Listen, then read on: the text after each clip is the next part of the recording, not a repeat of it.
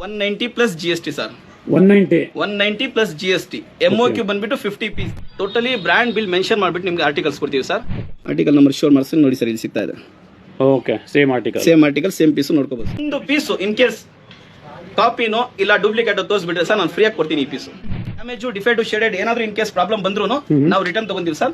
ಯಾಕಂದ್ರೆ ಕಾನ್ಫಿಡೆನ್ಸ್ ಇದೆ, ಒಂದು ಪೀಸ್ ಡ್ಯಾಮೇಜ್ ಡಿಫೆಕ್ಟ್ ಬರಲ್ಲ. ಯೂನಿಕ್ ಪೀಸ್ ಇದೆ, ಇದು ಕೂಡ ನಿಮ್ಗೆ ಸ್ಕ್ಯಾನ್ ಮಾಡ್ಬಿಟ್ಟು ಒರಿಜಿನಾಲಿಟಿ ತೋರಿಸ್ಬಿಡ್ತೀನಿ ಸರ್.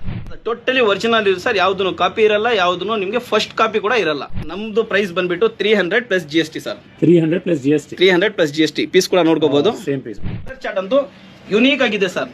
ಕಲರ್ ಚಾರ್ಟ್ ನೋಡ್ಬೋದು. Full umbrella sir, M2XX 3,500 MRP ಇದೆ. Umbrella with dupatta. ನಮ್ price MOQ 550 piece 500 rupees sir.